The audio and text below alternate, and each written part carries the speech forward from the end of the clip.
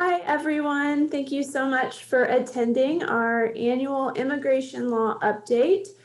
We are the Kentucky Refugee Ministries legal team, and Kentucky Refugee Ministries is our local refugee resettlement agency here in Lexington. And our hope today is to be able to talk you through some of the many changes to immigration and refugee resettlement since our last presentation last summer. First, we'll introduce ourselves. Hi, my name is Emily Jones. I'm the Senior Immigration Attorney with Kentucky Refugee Ministries.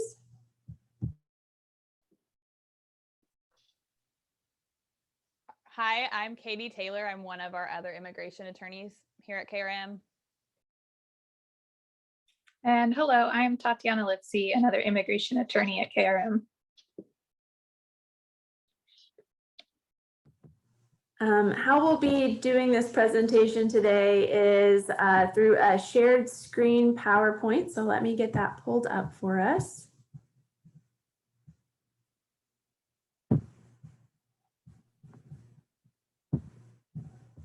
And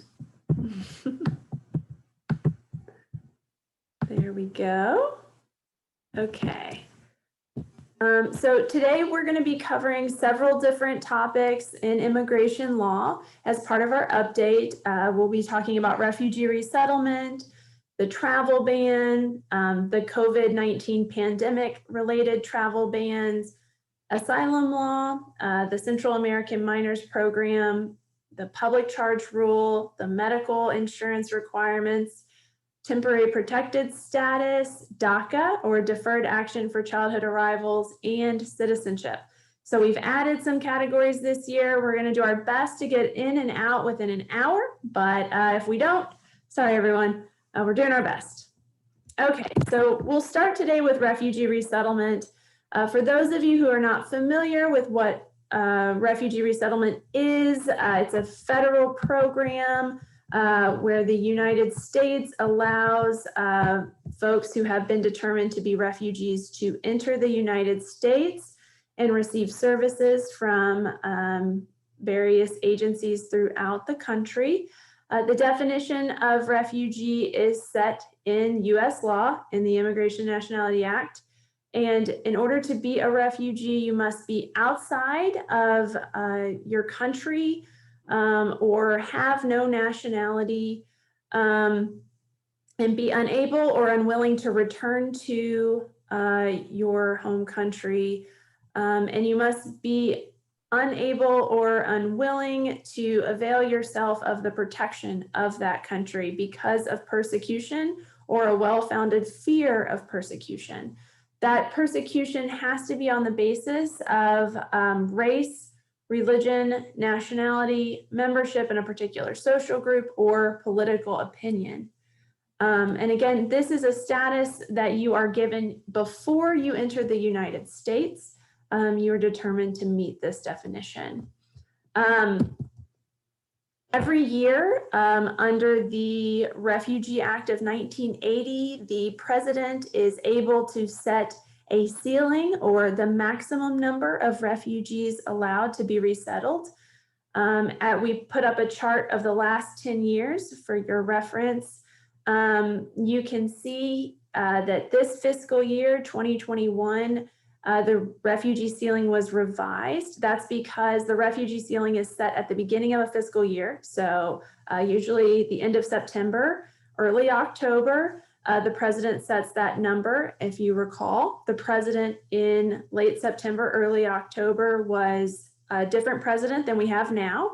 So our current president, President Biden, as of May 3rd of this year, revised the maximum number of refugees to be 62,500.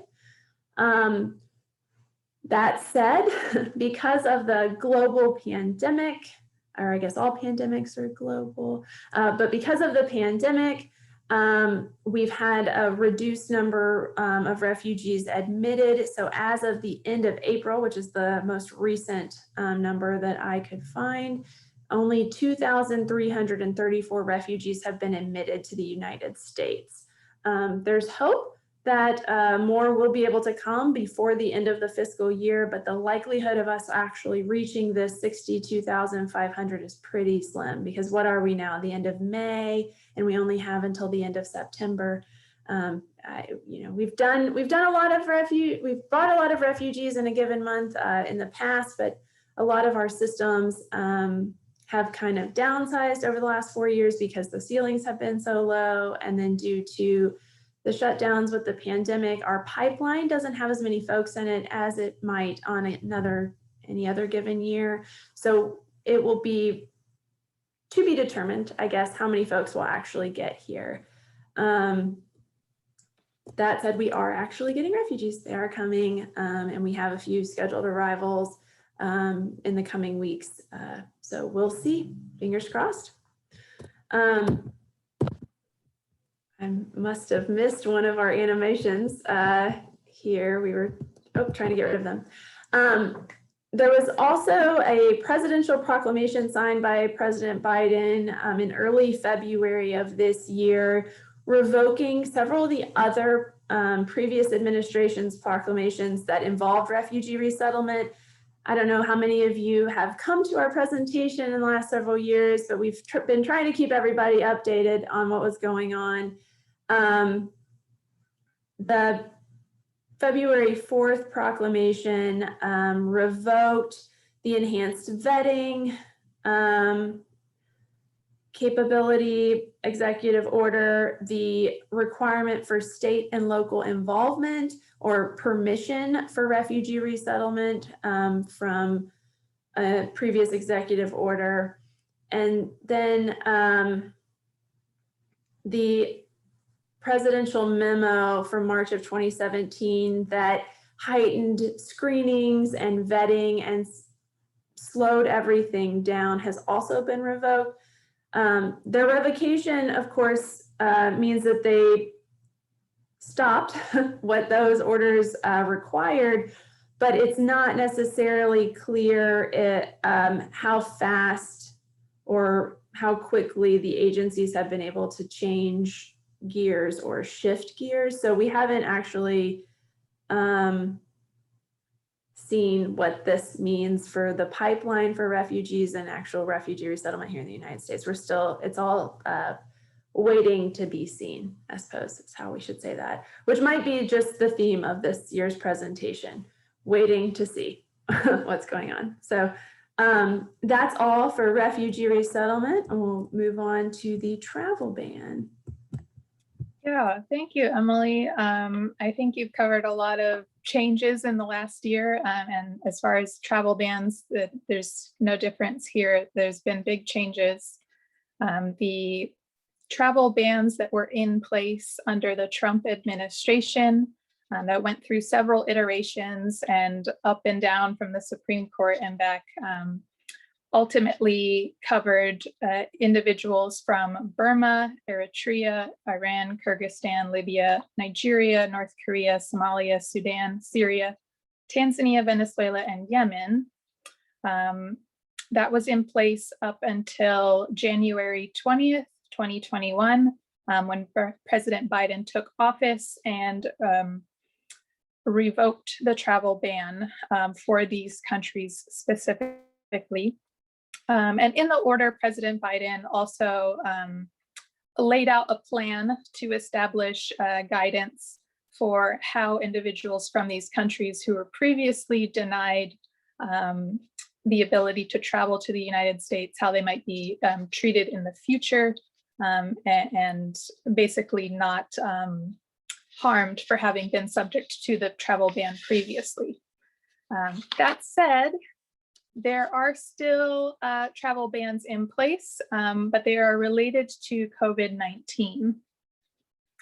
So various presidential proclamations have come down throughout the beginning part of this year, specifically relating to areas where COVID-19 is of a particular concern. So right now there are, or as of recording, there are travel bans in place for people who have been present in any of the following countries during the 2 weeks prior to entering the United States.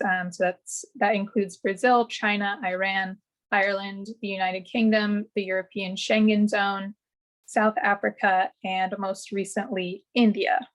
There are exceptions. So permanent residents, US citizens, and some others are exempt from these COVID-19 travel bans. In addition, President Biden has changed some of the COVID-19 travel bans that were in place under the Trump administration. Previously, there were restrictions on the issuance of visas due to COVID-19. The Trump administration was only allowing family-based immigration or employment if it was in an area that was in the national interest, such as healthcare workers. And President Biden has rescinded that prior proclamation of Trump to allow visas irregardless of those prior requirements. And then finally, there is a significant change or significant news regarding travel bans across the southern land border. So the story actually begins back in the early days of the pandemic. The CDC issued an order essentially closing land borders with Mexico and Canada because of COVID-19. And this decision actually resulted in quite a few people being turned away from the United States. Specifically, more than 642,700 expulsions from the United States. And that means that there was significant attention and litigation on this issue. In November, a federal court decided to block this provision from applying to unaccompanied minors, but it remains in effect for all other migrants. And then finally, on March 25th, President Biden reaffirmed the use of Title 42 to expel migrants other than unaccompanied minors seeking entry at the border. So that is the current status of migrants seeking to enter the United States via the land border.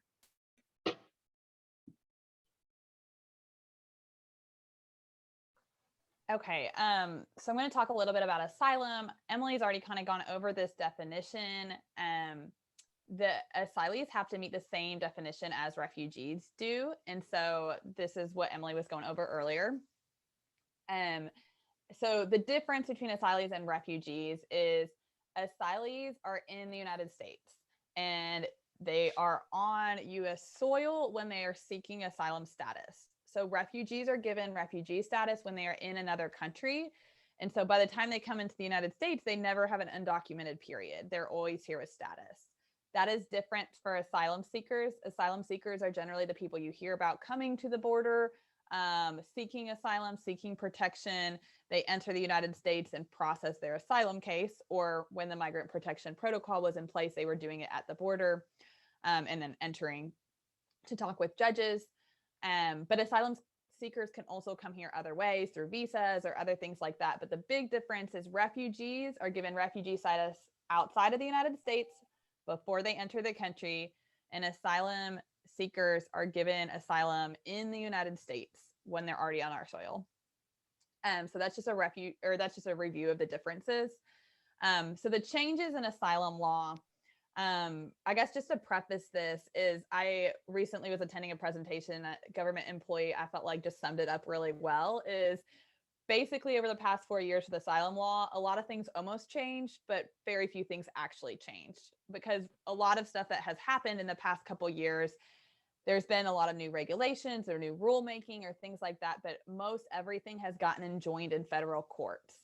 And so a lot of times people will say, oh, everything's changing so quickly. but really things might be changing, but then a lot of it's just really getting enjoined. And so there's a lot to follow as immigration attorneys, and I'm sure is really hard for the public to understand too. But there's like been a myriad of rule changes that just have never gone into effect because of these injunctions. So we're going to highlight a couple of the things that have actually gone into effect or have affected migrants in some way, rather than discussing all these myriads of rules that were made and then enjoined and then are still in pending litigation, but we don't currently have an answer on one way or the other, and they're not currently affecting asylum seekers. So the asylum cooperative agreements, these are agreements with third countries. So we have agreements with El Salvador, Honduras, Guatemala, Mexico, other countries as well, but these are like focusing on the Northern Triangle countries. So in 2019, the US were signing agreements with El Salvador, Honduras, and Guatemala. Basically what it does is these agreements make it easier for the US to deport asylum seekers to these countries. So it's basically like if you were in one country and you didn't seek asylum in another country, that's part of the agreements, and it just basically makes it easier for the US to expel the asylum seekers. So on February 6, 2021, the US announced that these agreements were going to be suspended, and then the US was going to be in the process of trying to terminate these agreements. And so that's one thing that has been a big shift, is instead of trying to make more of these agreements, we're going to be in the process of terminating them, which would make it more difficult to expel asylum seekers from the US without letting their whole asylum case kind of be heard and adjudicated by a judge. Work authorization. So normally if you are applying for asylum in the United States, you file your asylum case with the court or with USCIS, depending on your situation. It's going to take a really long time before you actually get an asylum trial, before you actually get a decision on your case, like years and years and years for most people. And so 6 months after you file your asylum application, you have been able to apply for work authorization. So in the past, it's been 150 days after you send it, you can apply, and then 6 months after it's been pending, you would be able to be issued that work authorization. And that work authorization needs to be renewed every 2 years, but is good for the entire time that your asylum trial is pending, which is really important for people, because if you're going to be here in the United States for years and years and years and years waiting for your asylum trial, it's important that you can work so you can support yourself and take care of your family. So on August 25th, 2020, the government issued this new rule saying that there was all these new provisions that were going to apply to asylum seekers getting these work permits. The most important one that was really going to affect people the most was that they were going to now have to wait for 1 year rather than 6 months to get this work permit. A lot of our clients that are seeking asylum, that first 6 months is really hard because they don't have a way to support themselves. And so adding 6 more months to still not being able to support yourself is just a big burden. And so that is not great for a lot of people. So that was in effect for a few days. And then on September 11th of 2020, there was a federal court lawsuit that blocked the implementation of the rule, but only for members of these two nonprofit organizations, CASA and ASAP, which are both organizations, I think out of Maryland, DC area, and they are to help asylum seekers. And so what has happened, what a big change has been, is in order for us to get asylum seekers work authorization, we now have to get them enrolled in membership in one of these nonprofits before they can apply for the work authorization. But that has, at least these nonprofits have worked really hard to allow massive enrollment across the country. And there's actually some pending litigation right now if they're going to take away that membership requirement. But it is allowing people to apply for the 6 month for work authorization after 6 months again, rather than having to wait the 1 year. But it's kind of harder for people that are applying for asylum pro se without attorneys who don't understand that they need to enroll in these nonprofits. So those people might still be being blocked for a year or even longer because of the other provisions in the rule. But it has been a good workaround for us and for many, many people. So that's kind of the state of work authorization. Another big thing that happened is there was a third-party transit ban rule. And this rule actually went into effect for a month, and thousands of asylum seekers were affected by it during that month. Even though a month is not a long time, this rule was really severe, and so it really affected a lot of asylum seekers. So what this rule was issued last fall, but then it came into effect on January 19th, 2021. And it was going to ban anyone who was crossing the southern land border, so coming from Mexico to the US, who is not Mexican, so they're not from Mexico, and had not applied for asylum in a third country. So the argument was, if you're coming from Honduras, you're crossing other countries to enter the US, you have to have applied for asylum in at least one of those other countries, or we're going to say you're not eligible here because you went through other countries, go back there and apply for asylum. So that rule was in effect for about a month. And then on February 16th, 2021, a federal court did block that rule so that it is no longer in effect. Again, these are all preliminary injunctions though, so it is not a final decision. President Biden's administration has not revoked this rule. Not that it's not really that simple, but like they haven't, the court is still pending litigation. So the court eventually is going to have to make a final decision on whether this rule is okay or not, if nothing changes between now and then. But as of right now, people in that month period could have very well been were denied asylum because of this bar. But currently, people can't be denied asylum based on this third-party transit ban.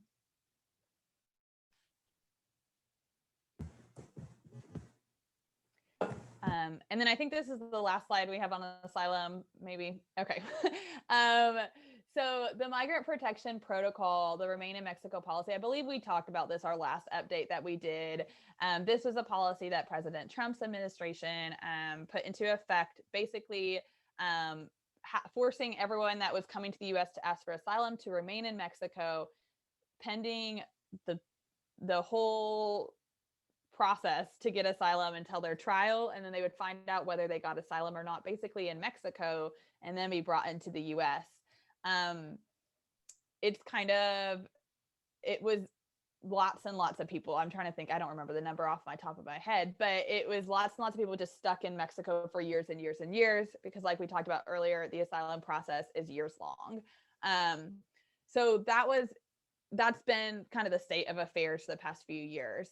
Well, on January 21st, 2021, President Biden announced that we were going to wind down the Migrant Protection Protocol. No new enrollees in the program. So that means now when people are coming to the border, they're not being enrolled in this program and told to stay in Mexico. They're doing the credible fear screening at the border, which is the screening to see whether or not they're eligible to come in the United States to ask for asylum. And then they're coming into the United States to wait for their trials. So no new enrollees. And then beginning on February 19th, 2021, there was about 25,000 people enrolled in this program. And so the Department of Homeland Security has started to process those people into the United States to let them come in and wait for their asylum cases here in the United States rather than in Mexico.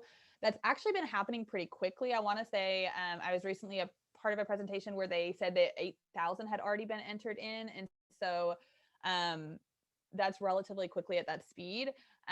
But so they're coming into the United States and then needing to find counsel wherever they are and applying for asylum here in immigration courts across the country. So that is still going to be a process until the program is completely closed down of getting the rest of those people into the country, but it is no longer the policy for asylum. Thank you, Katie. I'm going to give an update on the Central American Minors Program. So if you've been coming to this presentation for as long as we've been giving it, the Central American Minors Program was initially created in 2014 by President Obama. And it was created as a response to the influx of unaccompanied minors we were seeing from Central America at the southern border at that time. The goal of the program was to have parents and relatives that were here in the United States who typically couldn't bring their family members, so maybe they had a different status that didn't allow them to do a family-based petition, to have their children evaluated by U.S. immigration officers in country. So in El Salvador, Honduras, and Guatemala, have an interview, and if they were eligible, either be issued parole or possible asylum status abroad, and then they would be able to travel to the United States lawfully, as opposed to coming to the border and either asking for asylum or another status. This program existed. We had a couple of children come even to the Lexington area that I know that our office helped with that program, but it was terminated by the Trump administration in 2017. On March 10th of this year, President Biden announced that he would reinstate the program. And also in that same directive, asked that the Secretary of the Department of Homeland Security look at folks from the same region, the Northern Triangle, Guatemala, El Salvador, and Honduras, and if there were already approved family petitions, to maybe figure out if there would be a way to give parole to those family members so that they could come sooner, rather than waiting for those visas to become available. All of this was just an announcement and a directive. We have not actually seen any guidance on how to get folks enrolled in the Central American Minors Program. If it uses the same eligibility requirements as the previous program, which we presume it will, there weren't all that many people eligible, right? Because the parents had to have been in the United States with some kind of status. That would mean that they would have to have temporary protected status, which we'll talk about more later, or possible cancellation of removal, I think was one of them. And so there aren't all that many people that were eligible for this program. And then the children, when interviewed, many of them were just granted 2 years of parole. And then when that parole expired, if they hadn't found another way to stay in the United States, they had to go back, or they remained in the United States without permission. So, we'll see. Again, wait and see how this is implemented and what this does. But I think the intent is to keep folks from sending their children unaccompanied up through Mexico. But whether or not it actually does so is to be determined.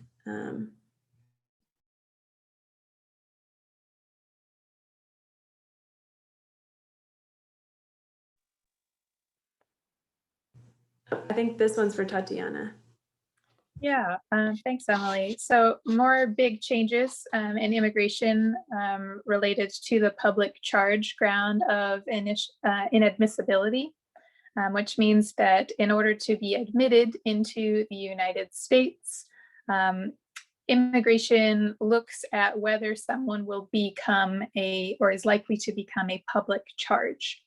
So they define public charge as an individual who is likely to become dependent on the government for subsistence, as demonstrated by either the receipt of public cash assistance for income maintenance or institutionalization for long-term care at government expense.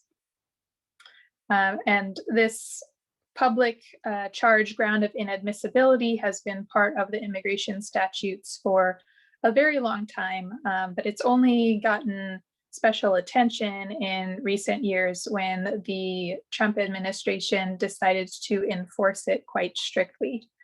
And that means that, well, specifically on February 24th, 2020, both the Department of Homeland Security and the Department of State adopted the new definition, or the new interpretation of the public charge ground for inadmissibility. So that's when the new rules took effect, where individuals had to take additional steps and file additional forms, provide additional documents, all to prove that they would not become a public charge while in the United States. It created a lot of additional work for immigration attorneys and hardship for people trying to prove that they would not become a public charge because they have to submit incredible amounts of documents, credit reports, proof of assets, just a lot of things that immigration had never required in the past, they were suddenly requiring. There was significant litigation on this change in interpretation of the law. And ultimately, because of litigation or other changes to policy, the new interpretation has ceased. So on July 29th, 2020, the Department of State paused the policy of applying the stricter rules. And on March 9th, 2021, USCIS stopped applying the policy as well. So essentially, we are back to the old rules and the old definition of a public charge where people are not having to bend over backwards to prove that they will not receive public assistance in the United States.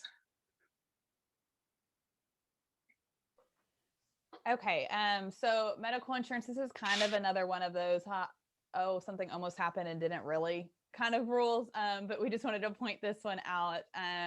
There was a proclamation under President Trump from October 4th, 2019, that was going to require anyone that is going to enter the United States on an immigrant visa, which means that they're coming here with the intent to live here permanently, to either show that they had the ability to obtain health insurance, private health insurance within 30 days of entering the United States, or show that they had sufficient resources to cover any reasonably foreseeable medical expenses when here.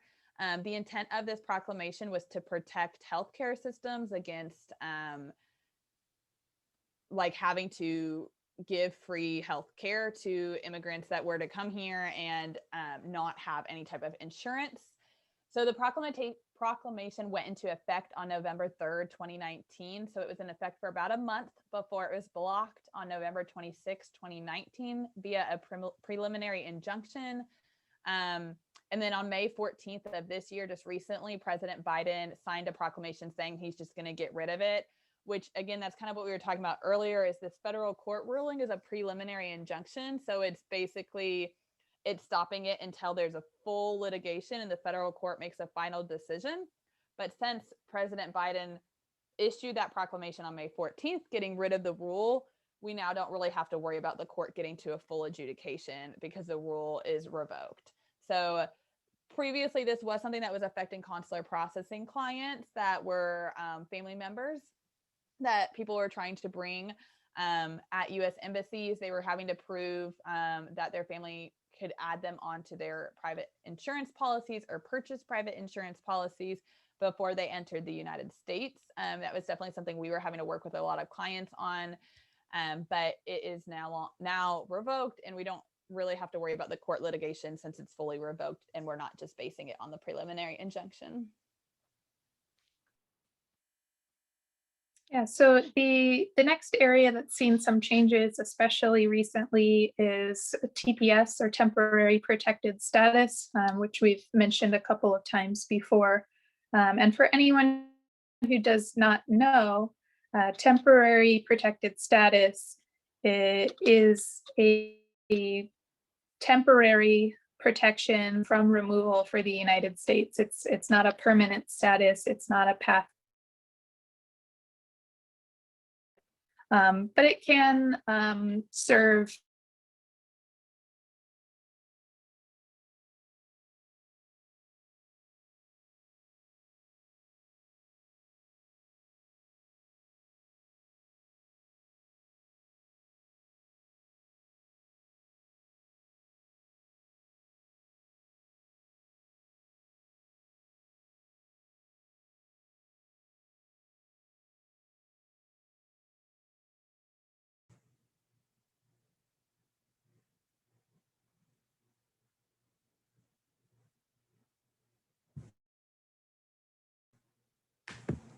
I think we've had some technical difficulties with Tatiana, so I'm going to jump on and finish this explanation of temporary protected status, and hopefully Tatiana will be able to jump back on and join us. as she was saying, temporary protected status is not a permanent status here in the United States. It's only the temporary protection from deportation for folks from particular countries that have been designated by the United States. Usually there is some kind of ongoing armed conflict or war in that country, or there's been an earthquake, a flood, and other natural disasters that are disrupting the living conditions. And the country itself has asked for such a designation. And there's a catch-all provision that there could exist extraordinary or temporary conditions in the state that would prevent folks from returning home. I think my colleagues have come up with potentially a solution to our technical difficulties. We're working on it. Okay. I think the Wi-Fi glitched at our office. Oh, okay. She's back. All right, Tatiana, would you like to talk about which countries are currently designated for temporary protected status? Yeah, so if you take a quick look at the chart there, the current countries designated for TPS are Burma, El Salvador, Haiti, Honduras, Nepal, Nicaragua, Somalia, Sudan, South Sudan, Syria, Venezuela, and Yemen. And I'll point out a couple of the recent changes just this year. Venezuela and Burma were both designated by the Biden administration for TPS. So those two are new. Most of the other ones have either been extended or there's court cases pending that will extend those statuses. And then recently, Haiti has just been announced that there will be a new designation forthcoming. One of the things that I like to point out about temporary protected status when we talk about this is it's always been intended as temporary. But as you can see, based on this chart, some of these countries have been designated since the 90s. And so it's really hard to understand for folks when a country gets de-designated how they're supposed to move on, because some folks have been here for 10, 20 years, sometimes 30 years, and then are expected to be able to just head home and pick up their roots and start over. And so that's part of the litigation that's surrounding these de-designations of certain countries that you see continuing pending a court case. That's what's going on there. And I will say that, we talked about temporary protected status previously, but you really don't have the option to bring your family or have your family join you if you have temporary protected status, and you really aren't supposed to travel either if you have temporary protected status. So it's a very limited benefit, and you're sort of stuck if you take a TPS as opposed to some of the other benefits available. But oftentimes it's the only thing offered to folks. So.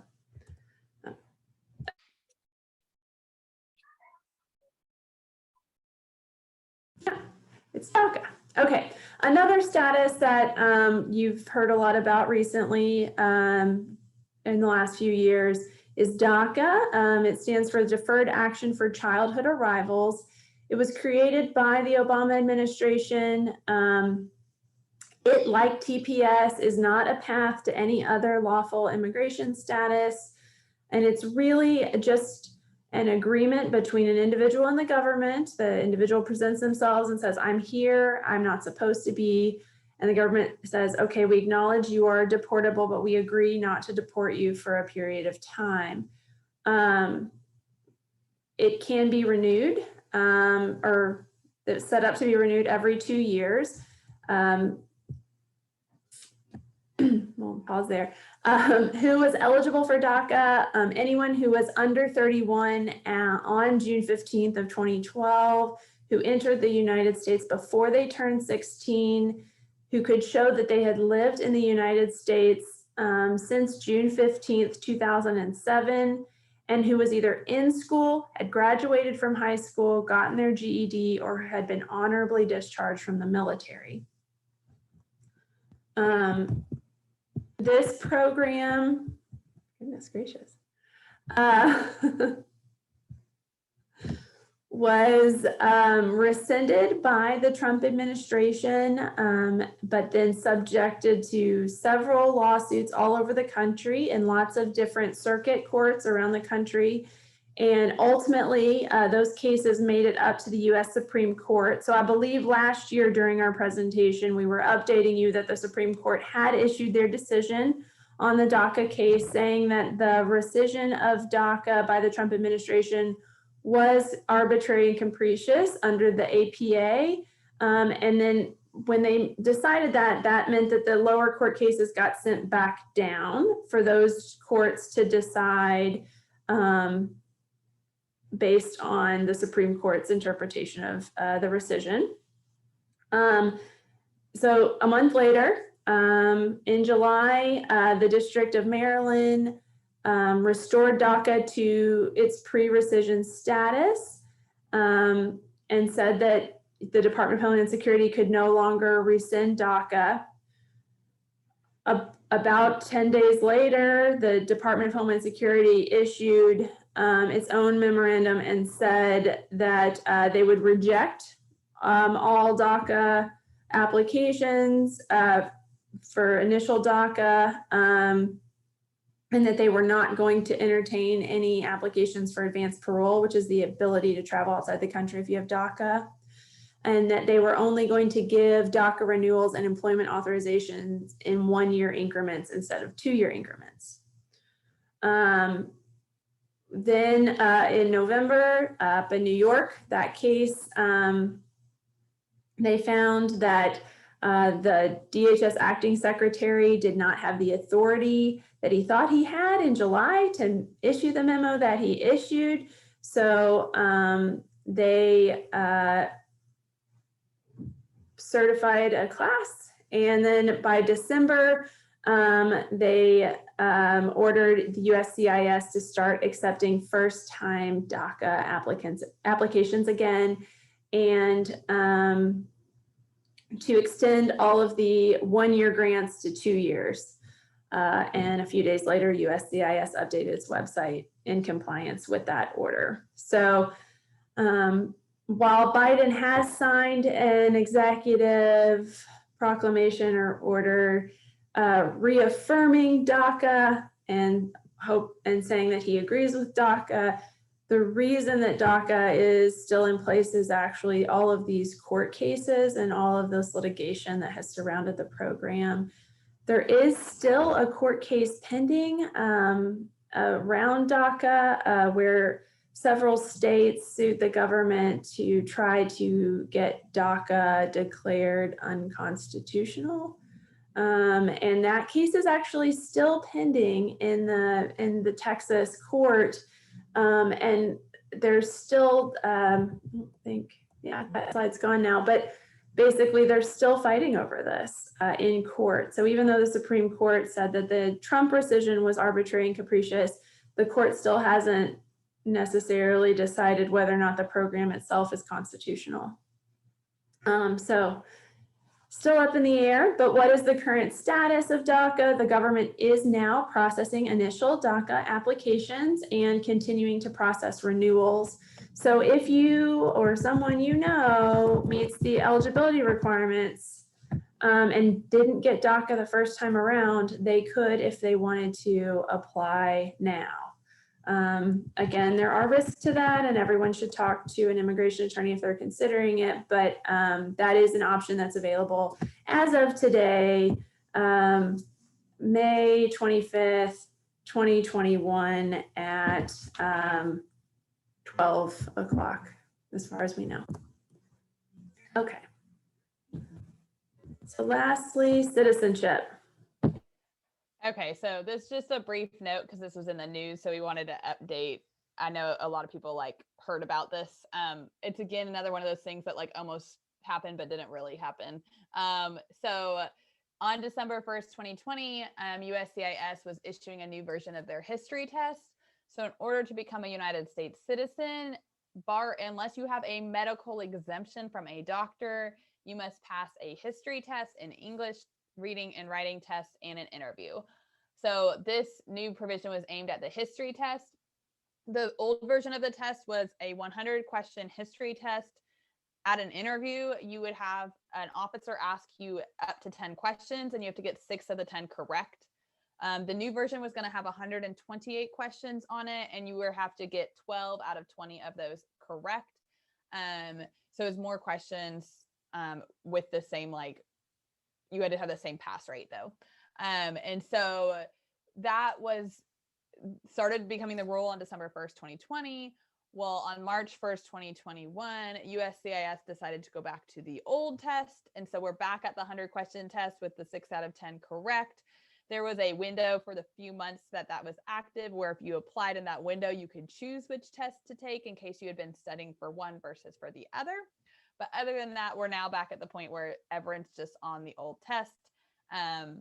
But we just wanted to bring that up because I know that was something that the news talked about a lot. And I think we just wanted to kind of clarify the state of that. And the fee for citizenship has not changed. I think a lot of people were concerned that citizenship was going to be increasing or decreasing in price. It's still the same as it was, $725. So we get that question a lot too. Okay, well, typically we would open up the session for questions, but because we are pre-recording, we are unable to do that at this time. If you do have questions, there's a little bit of a typo in Tatiana's info there. Feel free to email us your questions, or you can call the office and set up a consultation if you have a specific legal matter that you want to talk to us about. Or you can always visit us online at www.kyrm.org. Thank you so much for listening to us today, and we hope that you have a great day.